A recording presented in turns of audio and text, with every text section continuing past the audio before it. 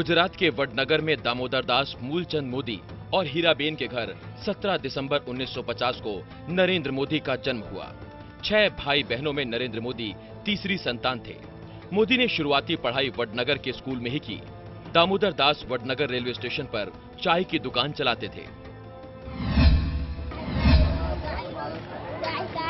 6 साल की उम्र होने पर मोदी भी पिता की चाय की दुकान में उनका हाथ बटाने लगे। 10 साल की उम्र होने पर नरेंद्र मोदी ने अपने भाई के साथ मिलकर वडनगर बस टर्मिनल के पास चाय की दुकान शुरू की। 18 साल की उम्र में नरेंद्र मोदी की शादी जसोदाबेन से हो गई। शादी के बाद कुछ महीनों तक ही मोदी घर में रहे। इसके बाद मोदी घर छोड़कर निकल पड़े, लेकिन शादी होने तक मोदी संघ के प्रचारक बन चुके थे। घर छोड़ने के बाद नरेंद्र मोदी 1970 में नागपुर के संघ मुख्यालय पहुंचे। इसके बाद मोदी पूरी तरह से संघ के साथ जुड़ गए। संघ के साथ जुड़े रहकर ही मोदी ने राजनीति विज्ञान में एमए की पढ़ाई पूरी की। नागपुर संघ मुख्यालय में शुरुआत के कुछ दिनों तक मोदी ने संघ के प्रचार का काम किया। इसके बाद मोदी को छात्र इकाई एबीवीपी का जिम्मा सौंपकर वापस गुजरात भेज दिया गया। इसके बाद गुजरात ही मोदी की कर्मभूमि बनी। 17 सालों तक संघ के साथ काम करने के बाद मोदी 1987 में बीजेपी में शामिल हुए। यहां से शुरू हुई सक्रिय राजनीति में मोदी की भूमिका। संघ के साथ काम करते हुए मोदी ने गुजरात को काफी करीब से देखा था, जिस वजह से मोदी को बीजेपी की गुजरात इकाई संगठन सचिव का दायित्व सौंपा गया। 1995 में गुजरात में विधानसभा चुनाव हुए। पार्टी ने चुनाव प्रचार की जिम्मेदारी नरेंद्र मोदी को सौंपी। इस चुनाव में पार्टी को जीत भी मिली। बीजेपी के बड़े नेताओं के बीच अपनी पहचान बनाने में इस जीत ने अहम भूमिका निभाई। नवंबर 1995 में मोदी को राष्ट्रीय सचिव बनाया गया और उन्हें दिल्ली बुलाया गया। उन्हें हरियाणा और हिमाचल प्रदेश की जिम्मेदारी सौंपी गई। इन दोनों राज्यों का कार्यभार संभालते हुए ही मोदी को मई 1998 में संगठन सचिव बनाया गया। 1998 में गुजरात एक बार फिर विधानसभा चुनाव के लिए तैयार हो रहा था और मोदी की जरूरत दिल्ली से ज्यादा गुजरात में महसूस की गई। 1995 की कामयाबी के बाद 1998 में एक बार फिर मोदी को गुजरात विधानसभा चुनाव की जिम्मेदारी सौंपी गई। इस वक्त गुजरात बीजेपी 2 गुटों में बंट चुकी थी, शंकर सिंह वाघेला का गुट और केशुभाई पटेल का गुट। मोदी केशुभाई के समर्थन में थे। 1998 में विधानसभा चुनाव के नतीजों में बीजेपी को जीत दिलाने के साथ साथ गुटबाजी खत्म करने में भी मोदी को कामयाबी मिली। 2001 में गुजरात में विनाशकारी भूकंप आया, जिसमें सबसे ज्यादा क्षति भुज में हुई। तब केशुभाई पटेल मुख्यमंत्री थे, लेकिन हालात को संभालने, राहत और बचाव कार्य में कई कमियां सामने आई। केशुभाई के खिलाफ बढ़ते अविश्वास के बाद बीजेपी केंद्रीय नेतृत्व ने गुजरात में परिवर्तन की जरूरत महसूस की और मुख्यमंत्री के लिए नए उम्मीदवार की तलाश शुरू हुई। इस तलाश में नरेंद्र मोदी का नाम केशुभाई पटेल की जगह मुख्यमंत्री के तौर पर सामने आया। 7 अक्टूबर 2001 को नरेंद्र मोदी को केशुभाई की जगह गुजरात का मुख्यमंत्री बनाया गया। मोदी के सामने चुनौती दिसंबर 2002 में राज्य में होने वाले विधानसभा चुनाव में पार्टी को जीत दिलाने की थी। गुजरात की सेवा करने का यह जो एक विशेष दायित्व मेरे पर आ रहा है। सीएम बनने के महज 4 महीनों बाद 27 फरवरी 2002 को गोधरा कांड हुआ, जिसमें हिंदू तीर्थयात्रियों से भरे साबरमती एक्सप्रेस को गोधरा स्टेशन पर आग के हवाले कर दिया गया, जिसमें 60 लोगों की मौत हो गई। इनमें से ज्यादातर विश्व हिंदू परिषद और आरएसएस के कार्यकर्ता थे, जो अयोध्या में कार सेवा कर वापस लौट रहे थे। इसके अगले दिन मारे गए लोगों के शव को अहमदाबाद लाया गया, जिसके बाद पूरा गुजरात दंगों की आग में जल उठा। गुजरात दंगे में तकरीबन 2000 लोगों की मौत हुई। राज्य सरकार ने दंगा प्रभावित इलाकों में कर्फ्यू लगा दिया। दंगा फैलाने की कोशिश करने वालों को देखते ही गोली मारने के आदेश दिए गए। हालात पर काबू पाने के लिए सेना की तैनाती की गई। दंगे के वक्त गुजरात के सीएम नरेंद्र मोदी थे। सामाजिक संगठनों ने राज्य सरकार पर दंगा रोकने के लिए जरूरी कदम उठाने में देरी करने के आरोप लगाए। तत्कालीन प्रधानमंत्री अटल बिहारी वाजपेयी ने मोदी से राजधर्म का पालन करने की बात कहकर नई बहस छेड़ दी। चीफ मिनिस्टर के लिए मेरा एक ही संदेश है कि वो राजधर्म का पालन करें। अप्रैल 2002 में गोवा में हुए बीजेपी राष्ट्रीय कार्यकारिणी की बैठक में इस्तीफे की पेशकश कर दी, लेकिन ये इस्तीफा पार्टी ने नामंजूर कर दिया। इसके बाद 19 जुलाई 2002 को नरेंद्र मोदी ने गुजरात के गवर्नर एस भंडारी को इस्तीफा दे दिया और विधानसभा भंग कर दी गई।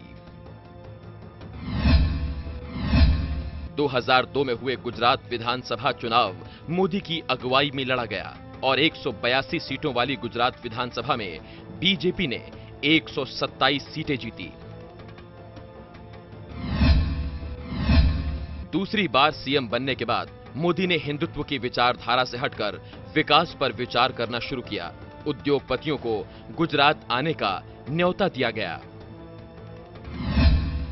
2002 से 2007 के बीच गुजरात उद्योगपतियों के लिए मनपसंद जगह बन चुका था। कारोबारी निवेश के लिए गुजरात की तरफ अपना रुख कर रहे थे। इस विकास को मोदी ने वाइब्रेंट गुजरात का नाम दिया। इस दौर में केवल रियल एस्टेट में ही 6000 अरब का निवेश हुआ।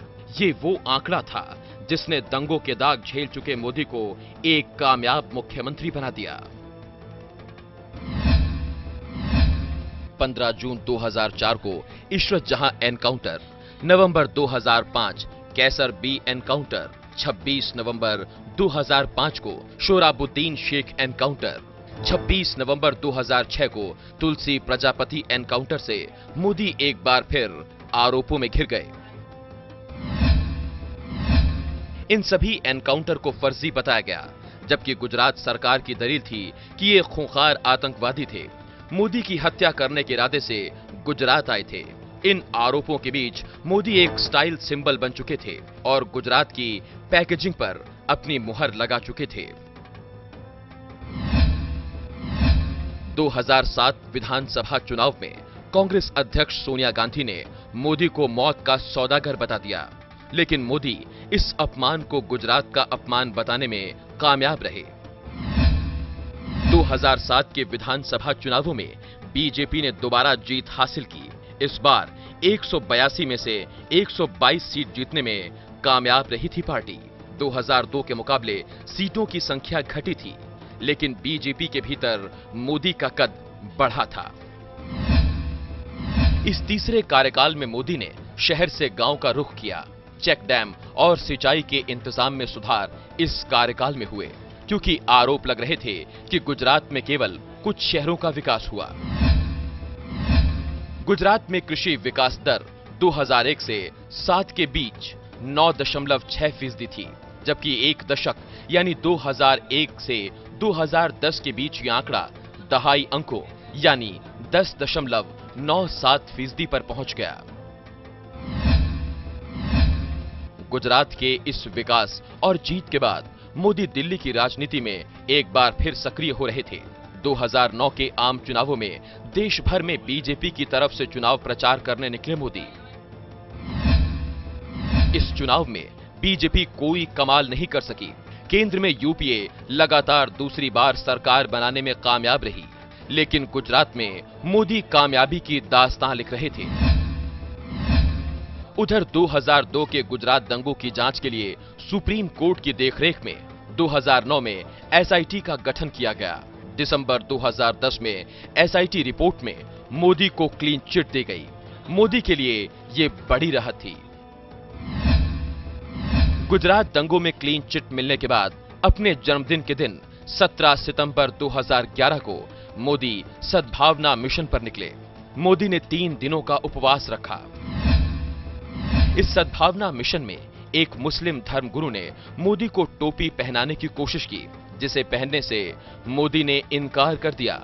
इस इनकार ने एक बार फिर विरोधियों को मोदी पर हमला बोलने का मौका दे दिया। इस टोपी विवाद के बाद गुजरात में 2012 का विधानसभा चुनाव हुआ। इस समय तक मोदी कई विवादों में घिर चुके थे, लेकिन इन विवादों के बीच मोदी वाइब्रेंट गुजरात और गुजरात की तरक्की के भरोसे तीसरा चुनाव जीतने में भी कामयाब रहे। अब तक मोदी अपनी कूटनीतिक समझबूझ का परिचय दे चुके थे। 2006 से 2011 के बीच नरेंद्र मोदी 3 बार चीन का दौरा कर चुके थे SEZ के अध्ययन के लिए। इस अध्ययन के बहाने मोदी चीन में गिरफ्तार 13 हीरा कारोबारियों को आजाद करवाने में कामयाब रहे थे। ये मोदी की समझबूझ का एक उदाहरण था। मोदी की इस तीसरी कामयाबी के बाद राष्ट्रीय राजनीति में नरेंद्र मोदी बड़ा नाम बन चुके थे। 2 साल बाद आम चुनाव था। इस चुनाव में बीजेपी मोदी की तरफ देख रही थी। मार्च 2013 में मोदी को बीजेपी संसदीय बोर्ड में शामिल किया गया।